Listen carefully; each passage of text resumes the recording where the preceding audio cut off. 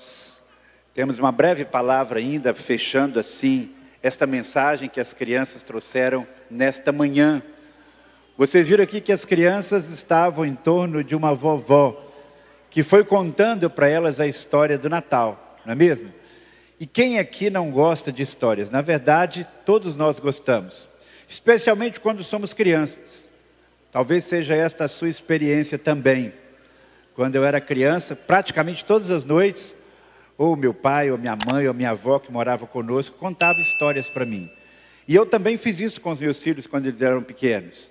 E agora, de vez em quando, ainda faço com meu neto. Eu creio que os avós e pais aqui sabem muito bem o que é isto, né? Crianças gostam de histórias. E essas histórias que nós contamos, algumas vezes são histórias inventadas, porque as crianças gostam de histórias inventadas também. Mas nós não podemos esquecer de contar para as nossas crianças a verdadeira história do Natal. Então, a primeira mensagem que eu queria trazer ao seu coração nesta manhã, você que é pai, você que é mãe, é esta. Você tem contado as histórias da ação de Deus, a história do verdadeiro Natal para os seus filhos, para os seus netos? As crianças têm a oportunidade de, lá dentro da sua casa, começar a ouvir essa história, porque aqui na igreja elas vão ouvir, você trazendo os seus filhos para participar de um musical, para a escola bíblica. Aqui elas vão aprender, aqui elas vão relembrar essa história. Por que que nós conhecemos tanto da história de Natal? Especialmente aqueles que foram criados no ambiente da igreja, porque na sua casa, porque na igreja, nós não deixamos essa história ser esquecida. Talvez a gente chegue, puxa vida, o Natal de novo, tudo aquilo que eu já vi. Mas imagine se a gente ficasse 10 ou 15 anos sem celebrar o Natal, sem relembrar a história do Natal. Toda uma geração poderia se perder, sem conhecer essa história maravilhosa. Por isso que nós temos que dizer como o salmista, lá no Salmo 78:4, o que vimos e aprendemos, os que nos contaram nossos pais, não esconderemos dos nossos filhos, contaremos às futuras gerações os feitos louváveis do Senhor, o seu poder e as maravilhas que fez. Então aproveite esse tempo do Natal. Separe um dia especial para reler na Bíblia a história, contar para os seus filhos, ter um culto em família. Não se limite àquilo que nós fazemos aqui juntos, nessas belíssimas celebrações natalinas, comunitárias. Mas em sua casa, celebre o Natal. Em sua casa, relembre a história do primeiro Natal, a verdadeira história do Natal. E nós falamos que essa história é verdadeira porque ela está escrita na palavra de Deus. Nós sabemos que ao longo dos anos, em torno do Natal, foram se formando muitas lendas. E de repente entraram alguns personagens meio intrusos no Natal. E o mais popular deles é o famoso Papai Noel. E é interessante como isso foi entrando na cultura ocidental, de tal maneira que se você vai num shopping hoje, não é mais a figura de um presépio a figura principal, mas é o Papai Noel, que está ali dando balinha para as crianças, não é verdade? As crianças querem tirar uma foto com o Papai Noel, querem contar para o Papai Noel o que elas querem de presentes. E se nós não tivermos essa postura de estarmos relembrando, contando quem de fato deve ser o foco do Natal, que é Jesus Cristo, esta cultura fica comprometida e esta lembrança fica comprometida. E uma coisa importante é que nós temos que deixar claro para as nossas crianças, desde o início, que a história de José, de Maria, os anjos, os pastores nos campos, não é uma invenção, não foi alguém que usou a imaginação e criou tudo isso. Essa é uma história real, porque o cristianismo não se baseia em teorias, em imaginações, em doutrinas criadas pela imaginação do homem. Ela se sustenta pela intervenção de Deus na história, e uma das maiores intervenções de Deus na história é exatamente quando Ele envia o seu Filho Jesus. Então nós precisamos deixar bem claro, desde a infância para os nossos filhos, para os nossos netos, que Nazaré não é simplesmente uma vila que alguém imaginou que existisse. Não, era uma vila real há 2000 anos atrás, e ainda hoje é uma cidade que existe. Belém existe. A história registra a existência de personagens que aparecem na história bíblica. Quando Lucas vai escrever sobre o primeiro Natal, Ele diz, por exemplo, em Lucas 4:1, naqueles dias César Augusto publicou um decreto ordenando o recenseamento fosse feito quando Quirino era governador da Síria, e todos iam para a sua cidade a fim de alistar-se. Ele cita um fato histórico que pode ser comprovado. Lucas escreve também o seguinte: no 15º ano do reinado de Tibério César, quando Pôncio Pilatos era governador da Judéia, Herodes tetrarca da Galileia, seu irmão Filipe tetrarca da Itureia, e Tracônites e Lisânias tetrarca de Abilene, Anás e Caifás exerciam o sumo sacerdote. Então, Lucas dá datas, dá locais, há uma localização geográfica, uma localização que pode ser constatada através do estudo da história, da arqueologia. Então, nós não estamos falando aqui de lendas, de utopias, de histórias inventadas. Não, nós estamos falando aqui de fatos reais que podem ser constatados, marcados. E houve um trabalho exaustivo de pesquisa. Quando Deus impulsionou Lucas para que ele escrevesse o relato sobre o Jesus histórico, ele podia ter dado uma revelação sobrenatural para Lucas, e Lucas foi assim, passado um sonho ou um filme para ele, mas não, ele usou a habilidade humana, e Lucas foi um verdadeiro jornalista investigativo, quando ele foi apurar esses fatos que estão aqui narrados nos evangelhos, esses fatos que envolvem o primeiro Natal. E ele começa o seu livro, o Evangelho de Lucas, exatamente dando essa explicação. Ele diz: muitos já se dedicaram a elaborar um relato dos fatos que se cumpriram entre nós, conforme transmitidos por aqueles que desde o início foram testemunhas oculares e servos da palavra. Eu mesmo investiguei tudo cuidadosamente desde o começo e decidi escrever um relato ordenado, ó excelentíssimo Teófilo, para que tenhas a certeza das coisas que te foram ensinadas. Então, no primeiro século, quando as pessoas que ouviam falar sobre Jesus, algumas vezes eles diziam: não, isso é mentira, isso é lenda. Isso não é verdade. Lucas foi lá a fundo, fez uma investigação, conversou com Maria, conversou com os primeiros personagens ali, e ela foi relatando fatos que ninguém sabia, porque foram fatos que não foram divulgados na mídia, não havia naquele tempo redes sociais, nem televisão, nem nada disso. Então, Maria guardou em seu coração aqueles episódios que envolveram a sua gravidez, que envolveram o nascimento de Jesus, e ela então compartilhou com Lucas, que colocou então tudo isso e datou e colocou no cenário geral da história, e por isso é que nós temos a certeza de que esses fatos de verdade aconteceram. Mas mais do que isso, esses fatos, algumas vezes eles criam uma certa resistência, porque eles não falam só de coisas naturais. Há no meio da história, no dia a dia, no contexto maior do reino, há fatos que são milagres. A gravidez de Maria é um milagre, porque ela não teve um relacionamento íntimo com nenhum homem. E o milagre é tudo aquilo que nós não vimos com os nossos olhos, e que por isso requer fé. Fé é crer no inexplicável, é acreditar no inacreditável, é ter a certeza que existe um Deus que age, quebrando às vezes as suas próprias leis físicas.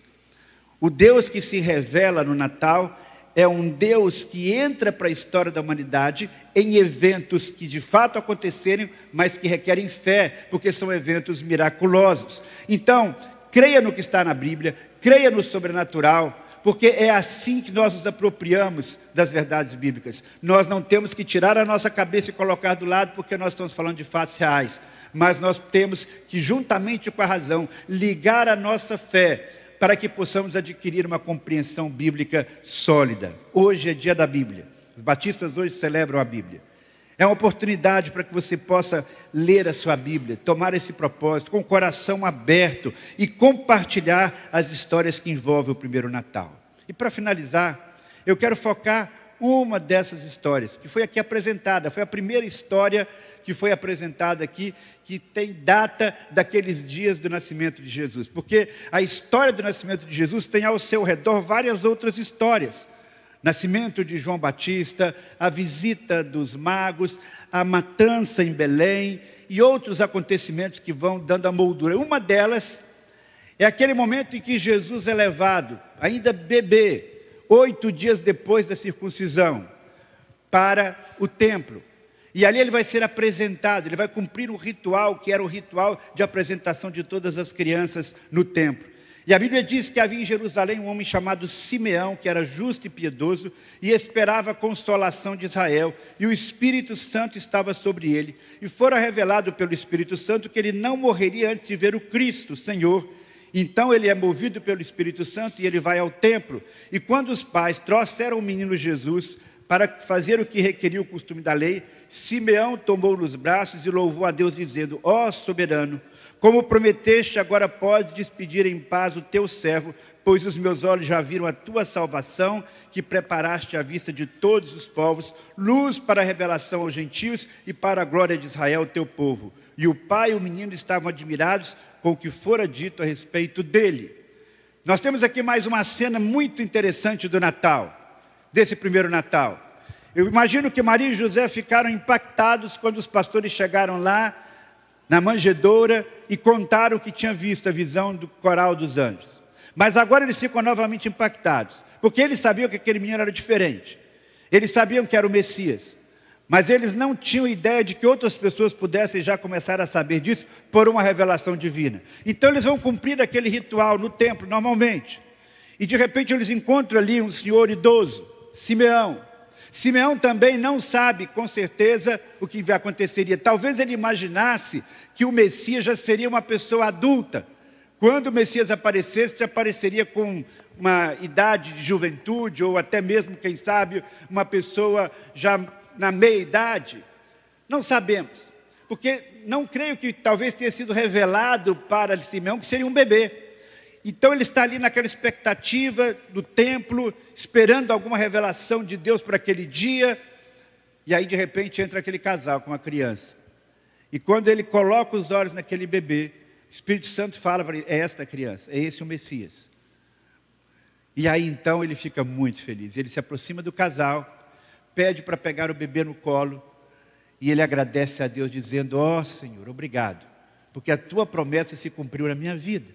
Eu estou vendo aqui o Messias, estou vendo aqui nesse bebê o cumprimento da tua promessa. Ele será luz para os gentios e ele será glória para Israel. Então nós temos nesse momento aqui uma revelação. Mesmo sendo esse homem um sacerdote judeu, mesmo sendo ele ligado ali ao templo, um homem piedoso, temente a Deus, que conhecia as promessas, ele teve essa visão do ministério de Jesus como sendo uma luz que chegaria para todo mundo. A salvação vinda para todo mundo. E esta mensagem central do Natal nós não podemos perder, que Jesus é a luz para todos os povos. Jesus é a luz que ilumina a nossa vida. Mas em último lugar eu quero destacar que somente quando conhecemos a Jesus é que nós estamos preparados para nos despedir em paz desta vida. Vou repetir, somente quando conhecemos a Jesus é que nós podemos dizer: Senhor, despede o teu servo em paz.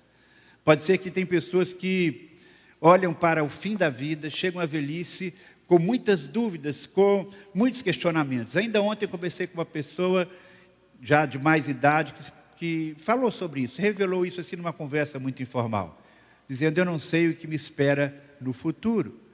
E eu disse para ela: você pode ter essa convicção, tendo Jesus, crendo em Jesus como seu Salvador. Aquele homem, quando viu Jesus, ele disse: posso agora partir, porque eu já vi a tua salvação.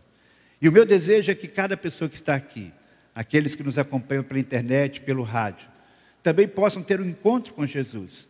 Não mais um bebê, não mais uma criança que é uma esperança de concretização da promessa de Deus. Mas olhando para Jesus, aquele que já morreu na cruz e ressuscitou e já conquistou a vitória sobre a morte. Olhando para Jesus nessa perspectiva de um Deus que intervém na história da humanidade, vem até nós para nos trazer salvação, para iluminar a nossa vida. Quando nós temos essa percepção, nós também podemos dizer: Senhor, estou pronto para partir quando o Senhor desejar, porque os meus olhos já viram a tua salvação. No meu coração eu creio que o Senhor é o meu Salvador e Senhor. O meu desejo é que cada pessoa que está aqui tenha esta convicção no seu coração. É esta mensagem que nós transmitimos nesta manhã, através das crianças. Jesus Cristo, o Salvador, chegou. Que Deus nos abençoe. Amém. Vamos fechar os nossos olhos. Vamos falar com Deus. Querido Pai, muito obrigado, porque nós podemos cantar com Simeão, que o Senhor é um Deus que cumpre as tuas promessas. Nós podemos desfrutar daquelas promessas que o Senhor deu para Simeão. Num tempo de tribulação, num tempo de tantos conflitos, ele olhou para Jesus e viu que Jesus era o consolo da sua alma. E viu que Jesus era a luz que iluminaria não apenas o seu caminho, mas o caminho de todas as pessoas que creem nele em qualquer lugar da face da terra. Pai do céu, que nós possamos receber esta mensagem, que nós possamos cantar essa mensagem, que nós possamos nos apropriar desta dádiva que é teu Filho Jesus. E ajuda-nos, Pai, a sermos fiéis, transmitindo para os nossos filhos, para os nossos netos, para as vindouras gerações esta mensagem. Te agradeço agora pela vida de cada pai, de cada avô, avó que trouxe os seus filhos, que participaram desses ensaios, que proporcionaram a essas crianças essa experiência tão especial de cantarem, meditarem, assimilarem com mais profundidade a mensagem da vinda de Jesus, a verdadeira história do Natal.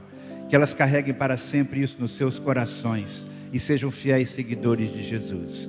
E que nós possamos a cada ano, nesse período tão especial, continuar relembrando e cantando com alegria a tua intervenção na história, a salvação que nos trazes por meio de Jesus. É o que eu te peço, Pai, no nome de Jesus. Amém.